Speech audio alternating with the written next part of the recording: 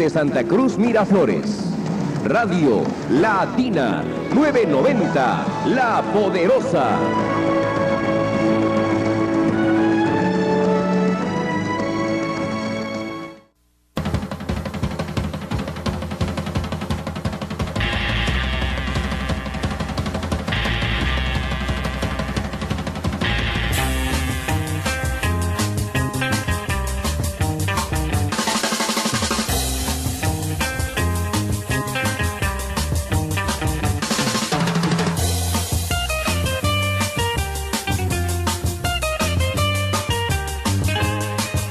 Con ustedes, amigas y amigos, aquí en nuestra programación estelar de Latina, La Poderosa en la amplitud modulada 990 kilociclos por la seguridad jurídica, programa especializado en temas jurídicos y legales y de orientación y de consejería para todos ustedes, y también el tema, por supuesto, notarial. Y el día de hoy, otra vez también vamos a tener a dos invitados especiales que ya felizmente son muy conocidos por ustedes. Se trata de los doctores Liliana Calderón y el doctor José Antonio Arbulú, que van a seguir enfocando el tema de los abogados y contadores en la prevención del delito del lavado de activos, por supuesto en otros enfoques, analizando el tema que es por supuesto de mucha actualidad.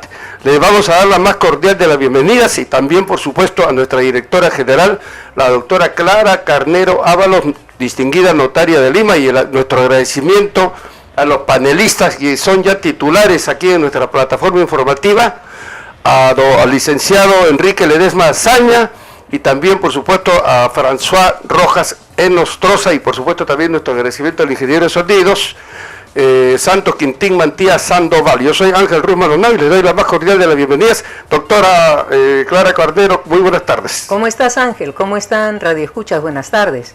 Bueno, nuevamente acá enfocando este tema de actualidad y de preocupación además por los abogados y contadores, pero hoy día tenemos, como tú dices, Ángel, unos invitados muy especiales como es la doctora Liliana Calderón, con la que ya hemos tratado temas de prevención de lavado de activos, y como es el doctor José Arbulú, quien además ya va por el 4º libro sobre lo que es el sistema de prevención de lavado de activos, y que siempre estoy recomendando que lo lean, porque es muy didáctico, se puede aprender muchísimo. Mucha gente cada vez que me escucha también en las exposiciones apunta debidamente que deben adquirir su libro para enterarse mejor de todo este sistema de prevención. Pero ahora vamos a analizar una respuesta que ha dado Unidad de Inteligencia Financiera a un grupo de abogados que trabajan en una empresa individual de responsabilidad limitada. Buenas tardes, doctora Liliana Calderón. Buenas tardes, doctor José Arbulú. Quisiera, por favor, darle primero la palabra a la doctora Liliana Calderón para que nos dé un comentario de esa respuesta de Unidad de Inteligencia Financiera. ¿Qué tal, doctora? Gracias nuevamente por la invitación, a los radioescuchas también. Bueno, he estado revisando la respuesta y me gustaría hacerte en primer lugar un comentario un poco general en la materia, ¿no? Qué cosas es lo que de pronto me llaman la atención, y observo que por lo pronto en el primer punto con relación a las EIRLs, ¿se acuerda que comentábamos la sesión pasada si estarían o no comprendidas como sujetos obligados, ¿no? Estas personas jurídicas bastante peculiares? Bueno, la Unidad de Inteligencia Financiera nos dice que sí, ¿no? Nos dice que sí, efectivamente. Nos dice que sí, ya comentaremos luego un poco si estamos o no de acuerdo con esa respuesta. Y lo otro que me llama mucho la atención es el tema de la habitualidad. ¿Se acuerda que nos preguntábamos qué debemos entender por habitual, qué número de operaciones, de qué envergadura, de qué cuantía, entre otras cosas, ¿no? Y me parece que es un poco general la respuesta, ¿no? No aterriza mucho un análisis concreto del tema, ¿no? Nos dice que dependerá del tipo de operación que se realice. Entonces tampoco nos da una respuesta exacta, no nos da mucha luz en la materia. Pero bueno, en líneas generales es lo que quería apuntar en primer lugar. Bien, doctor José. Bueno, muchas gracias en principio por la invitación a todos. Doctora, a usted, a Ángel, licenciado, doctora Liliana. Bueno, en realidad aquí hay varios temas en realidad que tratar. con respecto a esa respuesta que da la Unidad de Inteligencia Financiera, y para poder seguir el orden de la conversación, precisamente con lo que ha planteado la doctora Liliana, el tema de la habitualidad, ¿no?, es un tema bastante importante y el cual ha sido regulado precisamente en la norma principal, en la 789, ¿no?, y que en principio no se funda pues en criterios cuantitativos, ¿no? Para hablar de habitualidad hay que hablar de frecuencia. Hablar de frecuencia hay que hablar de número de transacciones, de operaciones, ¿no?, que hay que considerar dependiendo del sujeto obligado para definir en principio cómo sería esa habitualidad o cómo se aplicaría ese criterio en ese sujeto obligado. Pero sin embargo aquí al desarrollar una respuesta en virtud justamente a esa pregunta formulada, veo yo, ¿no?, de que prácticamente estaríamos eliminando ese criterio. Es decir, no hablaríamos ya de habitualidad, simplemente de realización de operaciones, ¿correcto? Entonces, en ese sentido, creo yo que la forma como se ha regulado en ese extremo, precisamente por parte de esta resolución de superintendencia, no ha sido bien. La respuesta. Claro. O sea, se estarían, digamos, cargando la habitualidad que está contenida en el decreto legislativo 1249, sí. En el decreto legislativo 1249, que menciona la habitualidad. También lo menciona el 789. El 789 ya se había cargado el no ser sujeto al secreto profesional. Entonces hay dos condiciones que ya no estarían. Uno, en base a una resolución 789, el sujeto profesional, y otro en base a una respuesta de Unidad de Inteligencia Financiera. Doctora, y ese punto o ese tema de la habitualidad, por ejemplo, siempre se toca respecto de las otras normas en contraposición al criterio, digamos, de lo ocasional. Hablamos de cliente ocasional y cliente habitual, ¿correcto? Aquí se ha regulado básicamente lo que es el cliente. Finalmente, en este caso hablamos de servicios, ¿no?, que se prestan habitualmente, ¿no? Claro, estaríamos prácticamente prescindiendo de ese otro elemento complementario, ¿no?, en ese tipo de actividades y para ceñirnos únicamente en lo que es la habitualidad, ¿no? O sea que ya no les queda mucho por regular tampoco a los organismos supervisores que vendrían a ser el Colegio de Abogados y el Colegio de Contadores, ¿no? Porque con esta respuesta ya digamos que se está adelantando Unidad de Inteligencia Financiera en dar una opinión respecto a cuáles son los, digamos, lo que deben cumplir estos sujetos obligados, abogados y contadores. Me interesa también saber la opinión, doctora Liliana Calderón, en cuanto a quienes actúan en nombre y representación. ¿Qué ha querido decir con la respuesta Unidad de Inteligencia Financiera? Sí, veo que la respuesta ha sido bastante amplia, ¿no? Han incluso mencionado el tema de la representación acotado a los artículos correspondientes al Código Civil, ¿no? Nos hablan, permítame un minuto. Del 145, sí, del 145 y del 12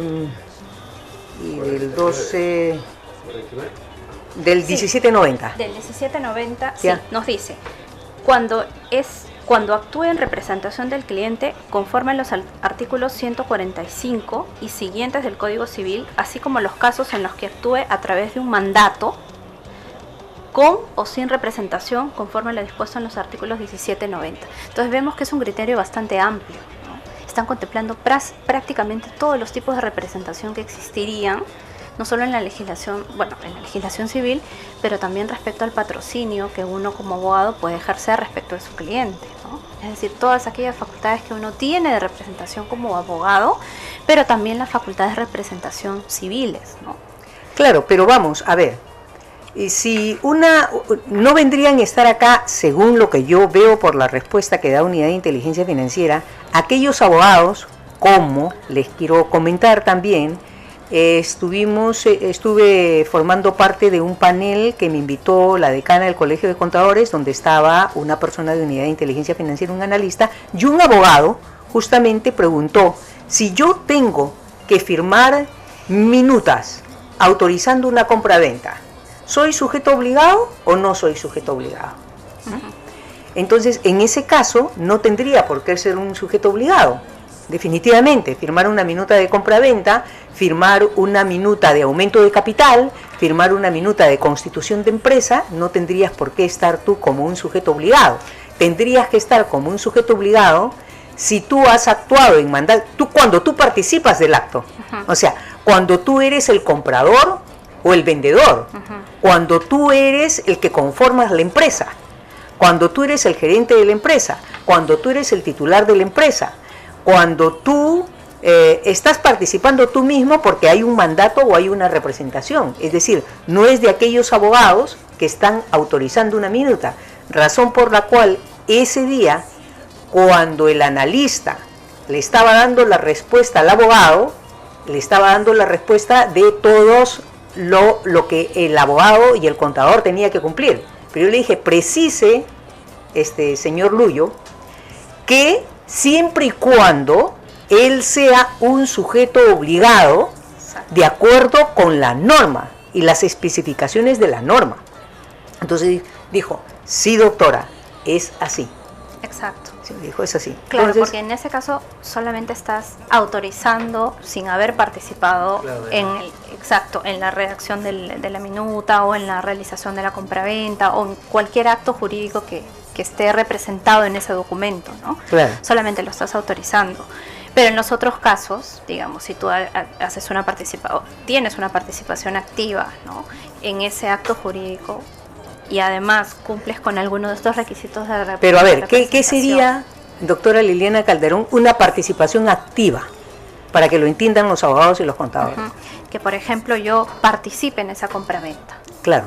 Eso sería una participación activa y directa. O sea, exactamente, ¿no? Se trata en realidad de, identificar, ¿no es cierto?, al abogado sujeto obligado, ¿no?, con el acto, que lo hace por cuenta de. Exacto. ¿No? Ese es un poco el esquema. Claro. O sea, yo, ¿no?, tengo por poder, representación, mandato, tengo la, digamos, autorización de mi cliente para realizar directamente ese acto.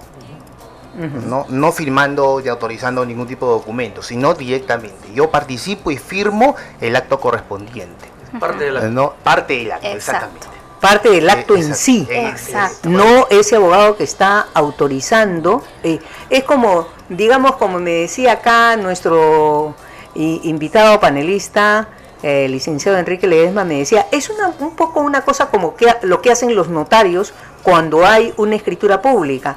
Quienes participan son las otras personas y el notario lo eleva a escritura pública. Acá esas son esas dos personas que van donde el abogado y le dicen que quieren una compraventa o que quieren constituir una empresa, y el abogado recibe la declaración de las partes inicialmente para digamos, redactar la minuta de esa compraventa o para constituir esa empresa. Es decir, es, digamos, un tercero ahí, ¿no? Exacto. Un tercero que los está asesorando. En cambio, a quien se refiere esta norma, como dicen los españoles, es aquel que concibe, asesora y realiza la operación.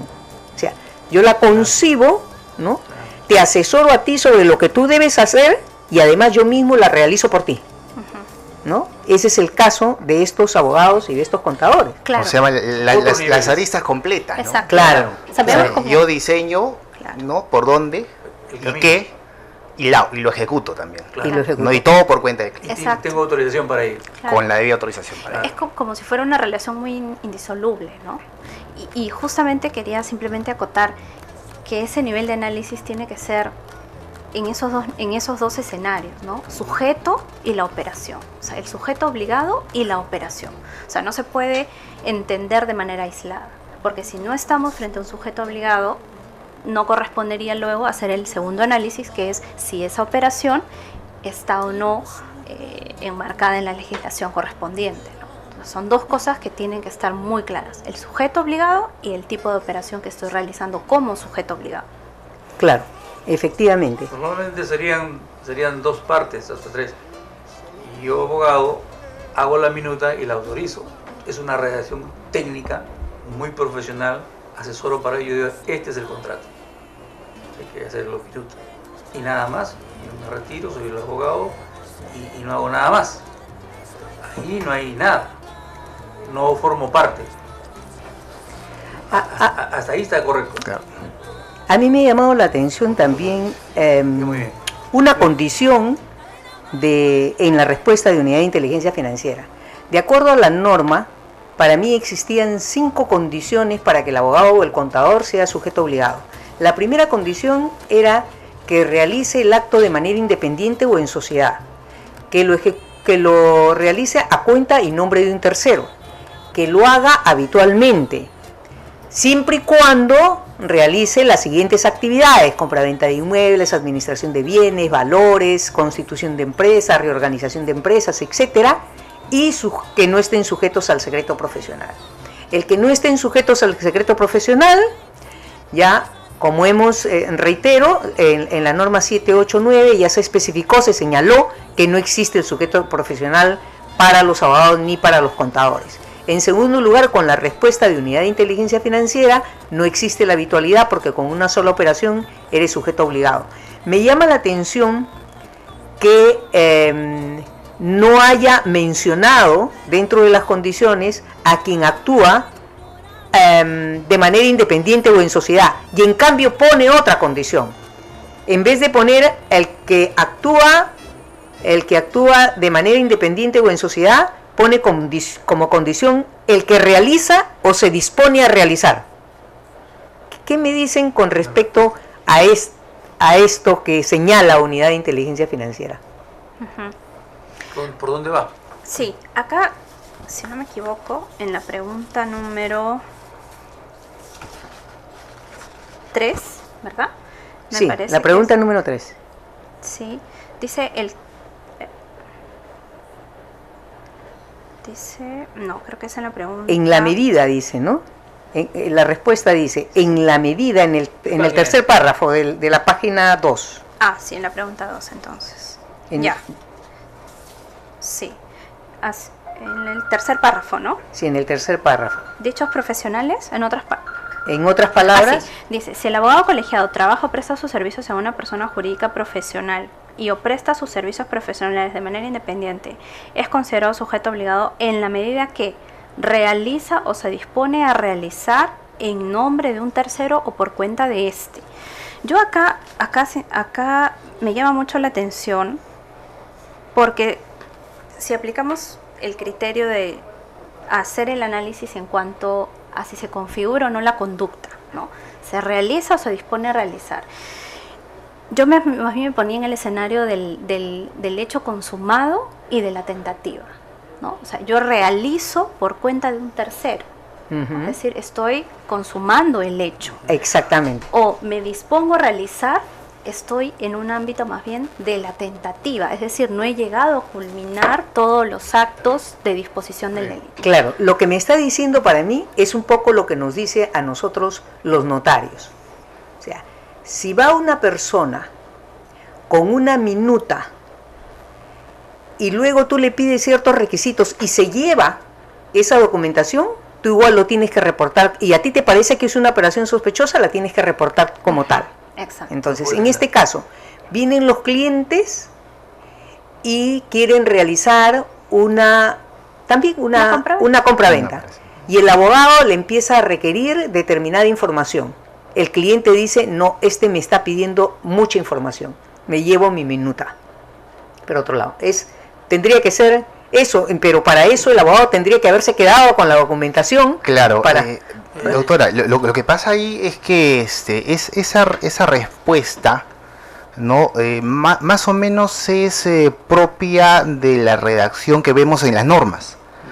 ¿Por qué? Porque cuando nosotros hacemos referencia, por ejemplo, en la mayoría de normas en materia de prevención de lavado, podemos nosotros incluso reportar, como dice usted bien, doctora, ¿no? Aquella operación que se realizó o se intentó realizar.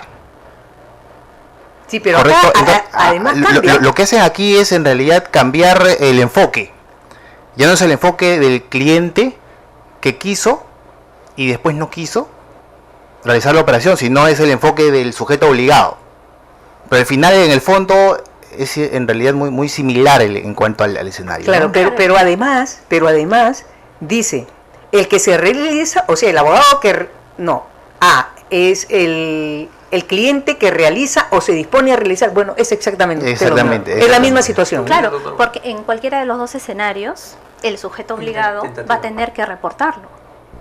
Si considera que es una operación sospechosa, va a tener que hacerlo, ¿no? Por más que no se haya consumado, digamos, el acto como tal, ¿no? Exacto. O sea, no se haya logrado la inscripción, la elevación a escritura pública, pero usted, por ejemplo, desde el ámbito de su función, va a tener que reportarlo. No va a tener otro camino más que hacerlo, ¿no? Ujú. Pero viéndolo desde el sujeto obligado. Ahora, viéndolo desde el lado del digamos, del cliente, ¿no? Del ilícito, ya son otras las Lo que pasa es consecuencias. que ese escenario, doctora, o doctoras, licenciado, es muy, digamos, usual en la actividad financiera, ¿no? Ahí se inicia el proceso de admisión del cliente y al final la operación o la colocación del producto no se consuma, no se realiza finalmente, ¿no es cierto? Pero el sujeto obligado ya está en la obligación de, ¿no?, determinar la reportarlos. naturaleza de la operación que quiso realizar. Y de ser el caso, tendría que, pues, cumplir con esa obligación legal, ¿no? Claro. O sea, más o menos es también el Claro, contexto. Esa es una respuesta, como se nos tiene acostumbrado el doctor, muy inteligente. Y es verdad, tiene relación directa. Es un tema escrito, redactado, legislado con el manejo de los bancos. Porque allí sí se forma un expediente. Sí queda huella de la gestión previa o del intento, como dice la doctora, o de la tentativa. Claro, porque Llega el expediente y se arma un expediente y corre oficinas y todo. Y al final se desisten o ya no quieren, pero hay un expediente que hay pruebas que yo puedo reportar. Pero en el caso de un abogado que atiende solo o con otra persona, le dice quiero esto, acá está el primer borrador, ya no quiero nada. Y no firmó nada, no introdujo ningún expediente. ¿Qué documento va a presentar el abogado en sí o el contador en sí Claro, como prueba de esa tentativa que hubo? Lo que pasa es que la mecánica de la prestación del servicio por Así, parte del abogado, exactamente. como consecuencia precisamente de la norma, va a tener que cambiar. Así Nos es. vas a tener que hacerle llenar tu formulario, sabes que Sí. anótame lo que te pide la norma en el marco de conocimiento del cliente, ¿no es cierto?, para poder observar y cumplir lo para demás. empezar a ¿no? hacer, o sea, todo un mecanismo operativo administrativo que tiene que El comenzar a método cambiar y cambiar va el método. a cambiar. Exacto. Así es, Además ¿no? que somos- Esa es la diferencia. Sí, claro, además que así es. estamos en todo un marco de prevención, ¿no? Y además que se Exactamente. entiende que Pero, puedo estar poniendo en peligro el bien jurídico, ¿no? Pero acuérdense que este delito Difícil protege. la tienen los abogados en ese campo. ¿no? Sí, no, y Toda además, licenciado, la doctora, prevención, ¿no? muchas veces no se cuenta, como dice el licenciado, expediente formado del cliente antes de, Así es. ¿no? La actual mecánica de las actividades económicas muchas veces te lleva a que el cliente te proporcione datos, Y nada, ¿no? uno lo va completando en su sistema y ya va jalando más información complementaria que tiene o que puede acceder del cliente. Claro. Pero ya tienes información de él. Ya puedes Puede cruzar con bases de datos. Así es, así ¿No es cierto? Sin necesidad de que firme absolutamente nada. Si llega a firmar dentro del proceso de admisión del cliente, en buena hora, mucho mejor. Porque ya hay una prueba tangible. Pero si no, tienes los datos ahí, puedes cumplir de esa manera con la norma. Hay una respuesta también que da Unidad de Inteligencia Financiera porque le preguntan, los abogados le preguntan, ¿y dónde pongo yo esas políticas y procedimientos? ¿No? ¿Dónde los coloco? Y Unidad de Inteligencia Financiera le contesta, bueno, donde usted quiera, ¿no? Donde usted quiera, sin perjuicio de la denominación En la mesa nomás. del mismo, ¿no? Donde usted quiera, sin En la perjuicio de la denominación del mismo, siempre que sea aplicado por toda la organización, dice administrativa y operativa. Pues soy yo solo, pues señor. Claro. Soy yo solo, ¿con quién lo voy a aplicar, no? Es una respuesta. Es una respuesta Una muy infraestructura general, ¿no? administrativa hay que mandar Sí. ahí. Claro, lo que pasa, doctora, es que si bien es cierto, a ver, si manejamos ese escenario organizativo, ¿no?, de un abogado que presta sus servicios y que por tal razón es sujeto obligado, no tendría mucha razón de ser, Así es. ¿no? Pero un poco la respuesta, ¿no?, va justamente por por el documento que debería soportar esas políticas y procedimientos, ¿no? Y la norma no te obliga justamente a que tengas un manual, un código, ¿no? Lo cual no quiere decir que estás prohibido o que estés prohibido de tener uno, a título de repente de reglamento, de repente a título de protocolos de actuación o de servicios, digamos documentos como esos, o simplemente tu manual tal como representa la práctica en materia de prevención. A mí me llama la atención que no les den un régimen acotado de simplemente comunicar las operaciones sospechosas como lo pueden tener entidades importantes del Estado además, ¿no? Gobiernos regionales, gobiernos municipales, el Jurado Nacional de Elecciones, son entidades del Estado que tienen un régimen acotado y que, digamos, los abogados y contadores no estén dentro de ese régimen, les han creado un régimen intermedio, ¿no? Porque no están ni en el régimen general ni están en el régimen acotado, porque le dicen, ustedes únicamente tienen que realizar las siguientes obligaciones, ¿no? Y les detallan una gran cantidad de obligaciones, ¿no? Pero los están tratando como si esos abogados o esos contadores de ellos dependiese por esta respuesta toda una organización administrativa. Yo soy un abogado y tengo pues 10 practicantes, tengo otros empleados auxiliares que trabajan en mi propio estudio y yo voy a tener que hacer que todos los que trabajan conmigo apliquen estas normas, ¿no?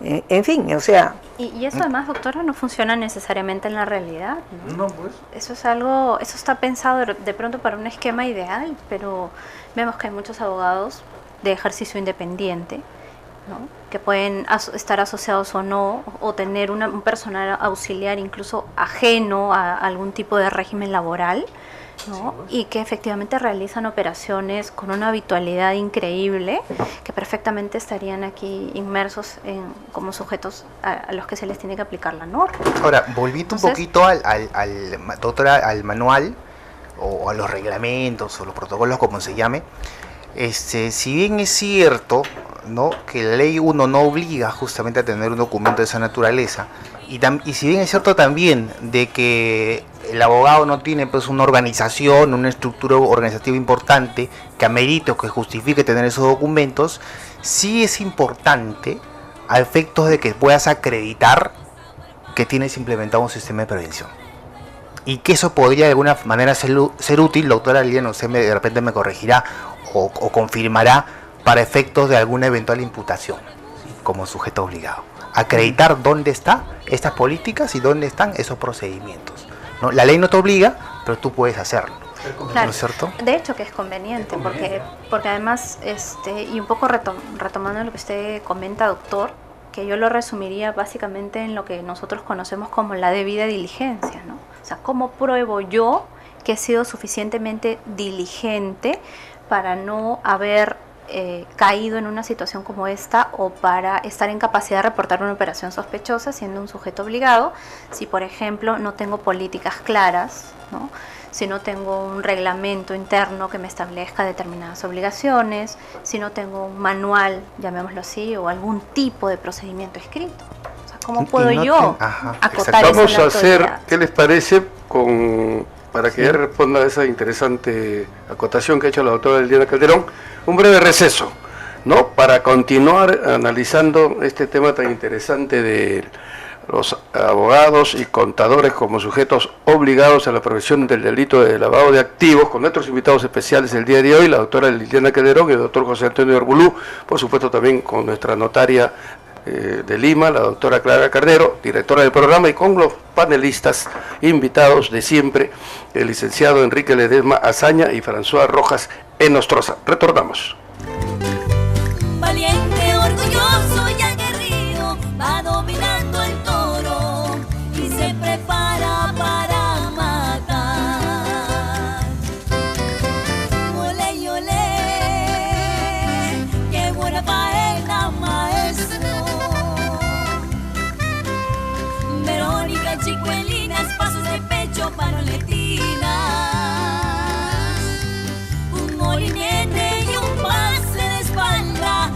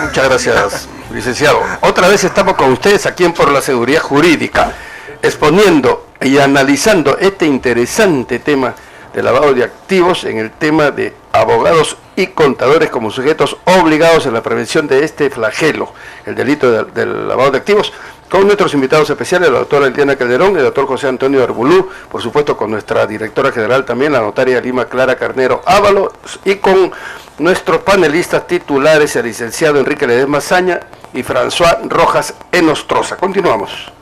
Bien, doctora Liliana Calderón, ¿cómo están recibiendo los abogados esta norma, esta resolución 789, expedida por la Superintendencia de Banca y Seguros? Bueno, yo de pronto le voy a comentar un poco desde la práctica privada, ¿no?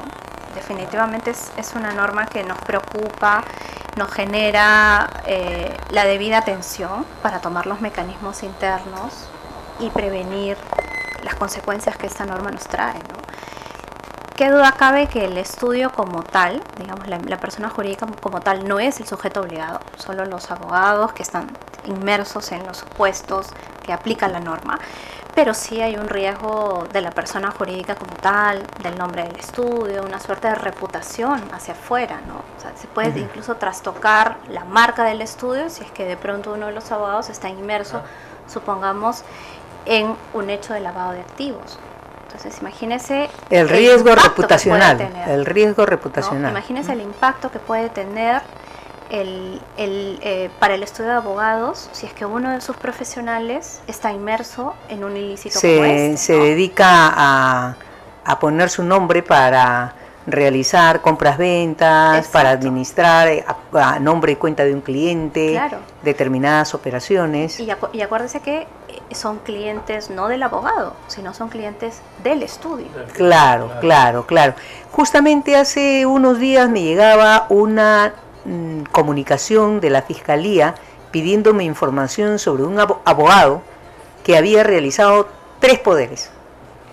El abogado había recibido poderes para realizar compras-ventas. Justamente, es el caso exacto que calza en la norma. Es el caso exacto que calza en la norma. Y que yo lo tengo que comunicar ahora como una operación sospechosa en base a esa misma Comunicación de la Fiscalía. A esa misma comunicación de la Fiscalía, porque antes, cuando se había cometido, digamos, este hecho, no estaba tampoco en vigencia esta norma. Pero ahora podría ser pues que el abogado esté en curso en realizar este tipo de operaciones que pueden ser que deben haber sido tenidas en cuenta. ¿Qué opina? Si bien el riesgo reputacional para el estudio es grande, ¿no? El abogado, por su formación, ¿no? Y por su experiencia, sabe en qué se está metiendo, ¿no es cierto? Por un lado. Y por otro lado, si bien es cierto, la recepción de del cumplimiento de esta resolución de Superintendencia 189 por parte del sector jurídico, ¿no? Está encontrando, conforme yo puedo escuchar a la doctora Liliana, no resistencia, sino preocupación por la trascendencia justamente de sus postulados, ¿no? Yo quiero, por ejemplo, comparar entre el número de obligaciones, ¿no? que tienen los sujetos obligados, abogados colegiados y contadores colegiados, respecto de otros sectores que también están obligados. Y ese número de obligaciones que tienen los sujetos obligados, abogados colegiados, por ejemplo, no es casi similar a aquellas obligaciones que se establecen, como decía usted, doctor, hace un momento, para el sistema acotado de prevención. Es decir, son puntuales con excepción, y ahí está la preocupación justamente de los abogados, ¿no? Es la obligación de conseguir datos del cliente y actuar sobre ellos. ¿Correcto? Usted sabe que el sector financiero, el sector del mercado de capitales y fondos colectivos y otros sectores regulados como también los notarios, ¿no? La cantidad de obligaciones que se cierren sobre ellos es bastante grande y mucho más profunda de aquello que se está pidiendo actualmente a los abogados, ¿no? Entonces, yo pienso que en todo caso lo trascendente de esta resolución de superintendencia es digamos, tratar de frenar de alguna forma o poner obstáculos o restricciones a la posibilidad de que un abogado, ¿no?, asuma un rol protagónico en una operación de legitimación. Correcto, y esta norma de alguna forma también disuade, porque ya los puedes atacar no solamente por el tema de la investigación penal, en caso de que la situación sea evidente, sino también por el cumplimiento regulatorio en materia de prevención de lavado. Sí. Bueno, lo más interesante de todo esto es que los abogados y los contadores, si muchos, la gran mayoría, no van a ser sujetos obligados, estén tomando conciencia de la labor que tienen que realizar, que debe ser una labor, digamos, con mayor responsabilidad, Es tanto así que hace algunos días también, en mi oficio notarial, un empleado iba a recepcionar la minuta de un abogado, y el abogado le estaba haciendo preguntas delante de este trabajador de la notaría, le hacía preguntas respecto al origen de los fondos, le preguntaba de esa compraventa y si había habido medio de pago, y le dijo que no había un medio de pago, y dijo, no, yo me llevo esto, lo cerró y se fue. Entonces, eso quiere decir, pues, que los abogados están asustados realmente con el tema, ¿no? Es la verdad. ¿No? La verdad es que sí, porque la responsabilidad es absolutamente directa, ¿no? Claro. Además, acuérdense que hay una norma que sanciona penalmente a los sujetos obligados que de forma dolosa o culposa no comunican las operaciones sospechosas. O sea, hay un tipo penal que sanciona a los sujetos obligados que perfectamente puede calzar para los abogados y contadores en este supuesto, si no comunican la operación sospechosa. Entonces, no solo es una sanción administrativa ante digamos, en el marco regulatorio administrativo de prevención del lavado de activos, sino también en el marco penal. Entonces, yo creo que por ahí es que también viene... Claro, está el artículo 5 de la 1106, Exacto, ¿no? Viene esta zozobra que genera y válidamente a los abogados, ¿no? Y también merece la pena comentar que para entender los alcances de esta norma, también los abogados tenemos que capacitarnos o autocapacitarnos, como comentábamos, para poder saber en qué supuestos tenemos que reportar. No, pero además es interesante porque se abre un nuevo rubro para abogados y contadores de asesoramiento. Exacto. Porque si bien es cierto, abogados y contadores pueden no ser sujetos obligados, muchos de sus clientes van a ser sujetos obligados y van a tener que aprender todo este sistema de prevención para poderlos asesorar debidamente. Exactamente. ¿No? Pero el tema es que no hay todavía en las universidades de contabilidad y de derecho un curso sobre lavado de activos. Justamente en esta capacitación que estuve comentando, que estuve invitada como panelista con la decana del Colegio de Contadores, ella estuvo mencionando que y ella quería acreditarse como especialista en lavado de activos, porque sabe mucho, domina muy bien todo la norma de lavado de activos y asesora además contablemente a personajes importantes de la política peruana. Y está asesorando a personajes importantes. ¿Por qué? Porque domina la norma. Exacto. Entonces, y además siendo decana, pues confían en ella con mayor razón.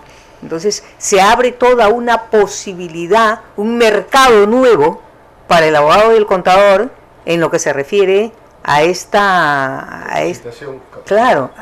prevención del lavado de activos, más aún cuando no hay universidades donde se enseñe nada al respecto, y como yo he comentado más de una vez, los notarios somos sujetos obligados y sin embargo ni siquiera en el balotario, cuando vas a ingresar a la función notarial, existe algo que sea referido a las normas de prevención del lavado de activos. Entonces el notario que ingresa se ve que no lo aprendió en la universidad y tampoco el balotario le exigía saber nada sobre el tema del lavado de activos. ¿Dónde se van a ir los lavadores? A ese oficio notarial. Exacto. A tratar de sorprenderlo, ¿no? A los nuevos oficios notariales, por lo menos, ¿no? Que recién, sí, claro.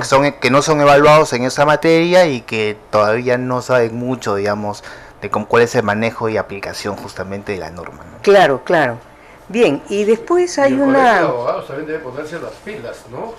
Para capacitar a sus miembros. Bueno, actualizarlos, sí, ya ¿no? lo hizo. Creo que es el gremio llamado, ¿no? El Colegio de Abogados creo que ha hecho una, que por lo menos que yo sepa, ha hecho una sola, Evento. un solo evento, exactamente, un No solo saben, evento. No conocen tampoco, pues. Un solo evento en el que no ha analizado la norma. Lo importante es que se analice la norma, ¿no? Cada uno de los alcances de los artículos del decreto legislativo 1249 y del 789, ¿no? Y eso es importante porque a ver, cada sujeto obligado responde a una realidad propia y cada sujeto obligado responde también a una norma propia, ¿no? Si por ejemplo nosotros vamos a dictar un evento, digamos, amplio, en la cual toquemos un concepto o un tema fundamental hoy en día en las normas PLAF, especialmente en las sectoriales, como es la gestión del riesgo, que hablábamos en su oportunidad de autora, ¿qué hacemos nosotros, ¿no?, enseñando sobre riesgo de lavado o gestión del riesgo a los abogados cuando ellos no están incursos en ese tema, ¿no? O sea, ellos no tienen que gestionar riesgos porque la propia norma no les exige. Puntualmente le dice qué obligaciones debe cumplir, conseguir información del cliente, registrar todas las operaciones que realicen y reportarlas, punto, ¿no? Pero a ellos no, digamos, implementar un sistema de prevención con enfoque a riesgo como es lo que piden y exigen para otros sectores, no tendría ningún sentido en realidad, ¿no? Ahora, también se ha eliminado, doctora, la posibilidad, no sé si eliminado o en todo caso restringió la posibilidad de que los abogados colegiados sujetos obligados no se les exija en todo caso recurrir a intermediarios para poder hacer labores de debida diligencia. ¿Correcto? Entiendo que en la norma está prevista esa parte del texto, ¿no? Claro, donde dice que tú puedes utilizar intermediarios, hay sujetos obligados que pueden utilizar intermediarios, pero que igual ellos van a tener la responsabilidad. En este caso no les permiten, ¿no? No les permiten. Les permiten. Exactamente. Ahora, no hay forma, es decir, si otro realizó, yo estoy trabajando con un abogado jovencito al que le he delegado esa función labor, claro, de mirar la documentación, ¿no? Y finalmente yo firmé una compraventa, ¿no? La responsabilidad la va a tener ese abogado y no el abogado al cual le encargó él que realice, directamente la va a tener él, ¿no? Ahora, si bien es cierto, perdóname doctora Liliana, si bien es cierto, la norma, entiendo yo, no es que prohíba, claro, no prohíbe, sino que no se les exige. Exactamente. ¿No? Lo cual da la posibilidad de que eso ocurra. Ahora, y lo digo en función a lo importante que sería, en la medida de que hacer debida diligencia del cliente no es solamente conseguir sus datos, ¿no? Claro, sino entender todo el proceso de digamos, utilización del servicio, la finalidad o el propósito de la relación contractual o comercial que se está estableciendo, no verificar sus datos en bases de datos públicas, de repente en listas de traficantes, lavadores y terroristas como FAC, ONU y también la Unión Europea, ¿no? Y o motores de búsqueda privados. ¿Cuáles serían los motores de búsqueda privados? Se me ocurre ahorita, por ejemplo, LexisNexis, ¿no? Que son compañías que te ponen a disposición de los sujetos obligados. Pero eso le cuesta pues al sujeto obligado. Claro, ¿no? Hay cosas que cuestan, hay cosas que no cuestan. Claro, imagínense, yo me pongo a pensar un abogado de ejercicio único, que es una persona de ejercicio independiente. Imagínense lo costoso que puede ser adquirir una base de datos privada para poder hacer el seguimiento a los proveedores, a los clientes, ¿no? Digamos, le estamos cargando un costo bastante amplio en caso para ese, ¿no? Y se deriva, por ejemplo, esa gestión de debida diligencia a una entidad, ¿no es cierto?, privada, una compañía privada de asesoramiento que tiene o que cuenta con ese servicio o con el acceso a ese producto, de alguna manera podría facilitar en el marco de esa utilización de intermediarios, ¿no? Claro, así es. Ahora en el tema, yo un poco quería retomar el tema de los intermediarios, ¿no? Y la relación con el principio de confianza, ¿no? O sea, me pongo a pensar que ya ni siquiera voy a poder utilizar como defensa el principio de confianza, porque, por ejemplo, si yo soy la abogada, digamos, encargada con más años de revisar la documentación y de pronto justamente por la vorágine del trabajo tengo que apoyarme en un abogado más joven, más junior, ya ni siquiera voy a poder confiar en el resultado de la información que me brinde, porque voy a ser directamente responsable por eso. Entonces ya ni siquiera valdría la pena que yo, digamos, delegue el trabajo, porque voy a tener que hacer una nueva revisión. Entonces me parece un poco contradictorio eso, ¿no? En ese tema. Y con relación a la debida diligencia y la verificación de los clientes y proveedores, simplemente acotar nuevamente que es una carga excesiva para el abogado tener que incluso verificar estas, de pronto, fuentes privadas, porque son costosas, ¿no? Sí, fuentes privadas, la verdad, que son costosas. Y hablando de eso, justamente han habido una serie de visitas de Unidad de Inteligencia Financiera a notarios. Y ya pues no estamos en la época del checklist, como hablaba el doctor José Arbulú en alguna de estos eventos acá en la radio. Ahora no solamente es el checklist, sino que ya están pidiendo a los notarios, bueno, a ver, queremos su informe y análisis de riesgo. Su metodología. Su análisis de riesgo, y claro, pues te toman desprevenido.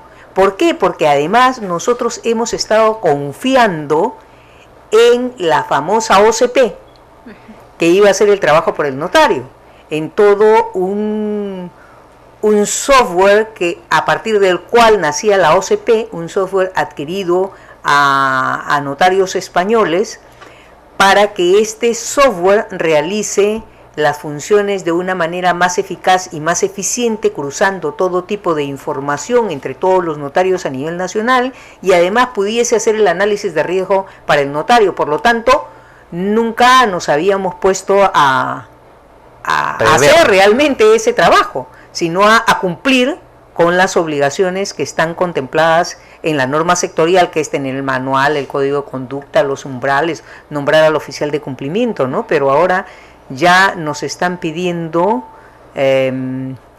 cosas, digamos, ya realmente de análisis. Y eso, bueno, tiene a los notarios preocupados. Tanto es así que yo voy a tener que ir al Cusco la próxima semana ante los notarios de Cusco, que me están pidiendo hacer un taller sobre estas visitas de inspección. Imagínense. A los notarios, ¿no? Para darles una idea de cómo es que va el inspector a hacer estas visitas y qué cosa es lo que va a incidir. Claro.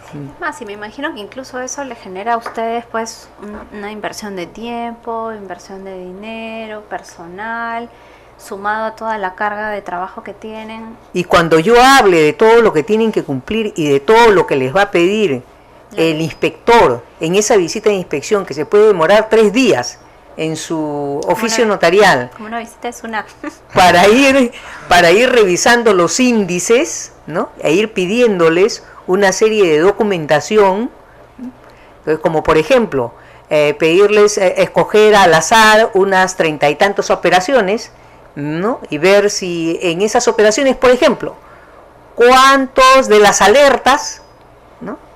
Se han dado en estas 35 operaciones. A ver, una de las alertas en este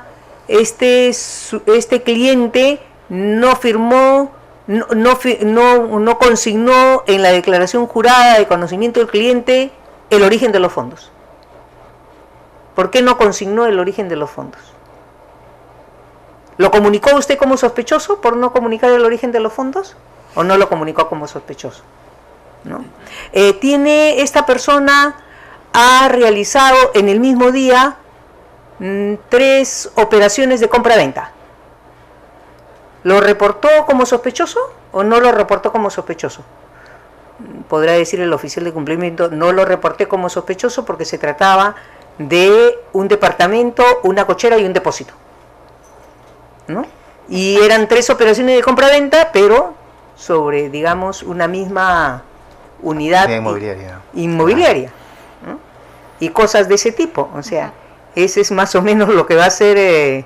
La visita. Y eso también, doctora, implica, ¿no?, que no solamente se haga una labor de verificación de cumplimiento normativo por parte de la persona encargada de hacerlo dentro del oficio notarial, sino también implica una labor de control a posteriori de parte del oficial de cumplimiento o de parte de la unidad encargada de hacerlo, de manera tal de que no vas a revisar o controlar todas las operaciones que tú has hecho, ¿no?, por determinada actividad o rubro, sino solo una muestra, que puede ser una parte proporcional precisamente, ¿no?, claro, de esas operaciones. Una muestra de modo significativa sí, de pronto, ¿no?, de modo tal, ¿no?, de que eso le haga ver justamente al supervisor de que sí hay actividades de control, ¿no?, lo cual no significa que vayas a descuidar las demás operaciones en el día a día.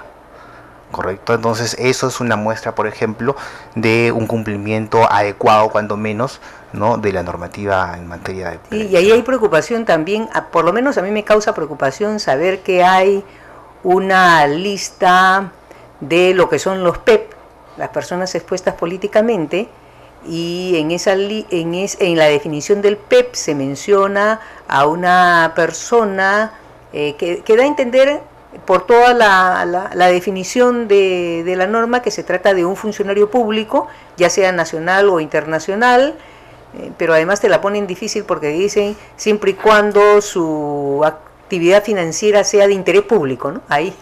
Claro. Ahí lo ponen un poco difícil, pero toda la redacción de la norma da a entender de que es un funcionario público nacional o internacional, pero después, casi en el último literal, consignan a los fundadores de los partidos políticos, ¿no?, que podrían no haber sido nunca funcionarios públicos ni funcionarios internacionales, sí, y entonces no calza dentro de la... del supuesto. No calza dentro de la definición del PEP.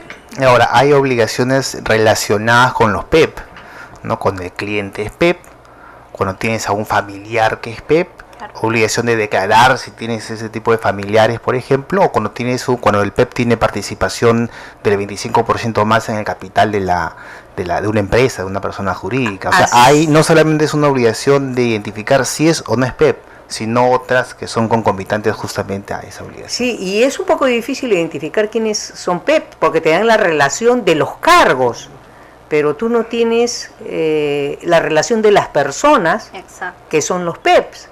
Y no, entonces tienes que estar un poco sujeto a lo que la persona misma te declara, ¿no? Exacto, porque no vas a poder conocer necesariamente su información financiera porque está sujeta al secreto.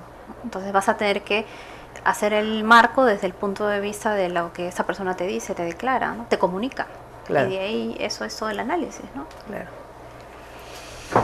Bueno, lamentablemente, como siempre, se nos agotó el tiempo. Ya estamos finalizando.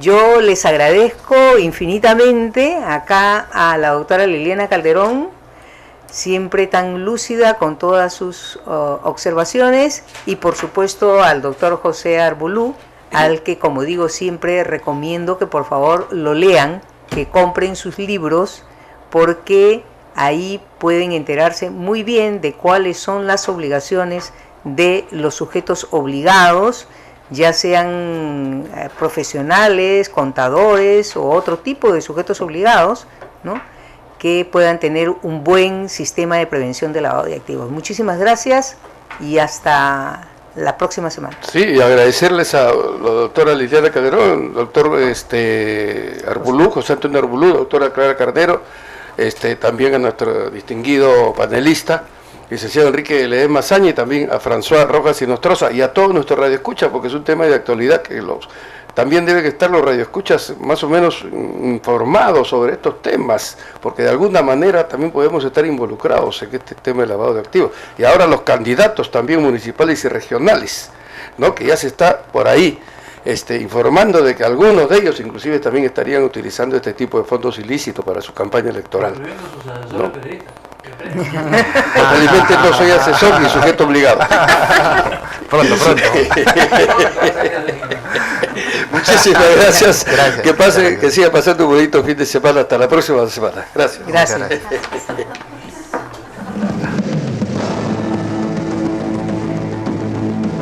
Desde Santa Cruz, Miraflores. Radio Latina 990, La Poderosa.